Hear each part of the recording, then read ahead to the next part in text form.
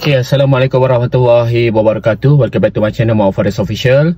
So, hari ini adalah Syawal ke-7. So, untuk makluman semua, kita tak lari daripada satu kawasan iaitu perkampungan Kampung Orang Melayu. Okay, untuk makluman semua, Kampung Orang Melayu adalah kampung pertama dan juga kampung salah satu sejarah sebelum kita kemerdekaan dan sehingga kita dah pun merdeka.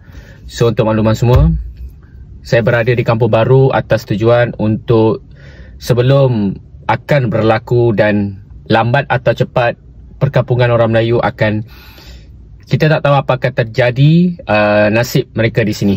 Okey, kita tak tahu adakah kampung baru akan dipelihara atau dirobohkan. Kita tak tahu. Masa akan masa dan kita tak tahu apa akan berlaku pada suatu hari nanti dan akan datang. Jadi sebelum benda ni berlaku, saya ambil keputusan untuk ronda dan untuk datang, untuk melihat dan juga untuk share kepada korang semua. Okey, untuk makluman semua, sekarang saya berada di salah satu kampung iaitu dikenali sebagai tidak asing Rumah Biru. Rumah Biru ni pernah dilakonkan dan pernah diterbitkan filem cerita seperti Adnan Sempit dan sebagainya, yang mana ada filem-filem yang sudah diterbit di kawasan Rumah Biru ni. Rumah Biru ni juga adalah salah satu rumah yang paling popular di Kuala Lumpur. So juga banyak filem-filem sudah dilakonkan di rumah ini. Saya tak tahu siapa punya pemilik rumah ini. Kalau adalah tuan rumahnya, sila timbulkan diri anda dan juga boleh share kepada viewers semua. Adakah rumah ni sudah berusia berapa tahun sudah didirikan? So hari ni tidaklah saya nak buat ke mana jauhnya. Saya nak bawa korang untuk pusing rumah ni tak adalah besar mana. Rumah ni mungkin rumah asal dahulu ataupun tidak diubah apa-apa sesuai bina bentuk, rekaan, tiang dan 100% menggunakan kayu lagi. Tidak menggunakan lantai dan juga menggunakan kayu dan juga tikar getah. So, di belakang saya adalah Rumah Biru yang tidak asing lagi.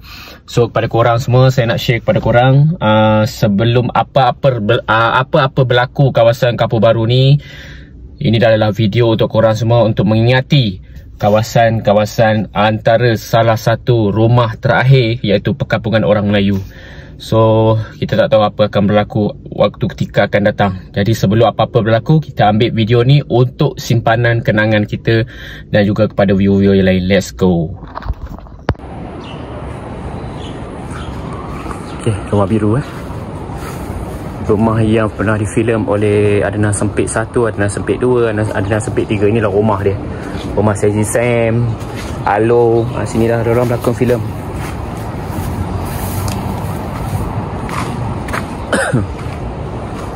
Ni rupa rumah dia. Pak. Okay. Dan filem-filem drama lah biasa rumah ni.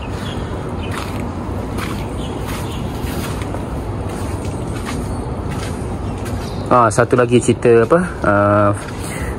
cerita Rempit tak silap. Dia melakon filem rumah ni.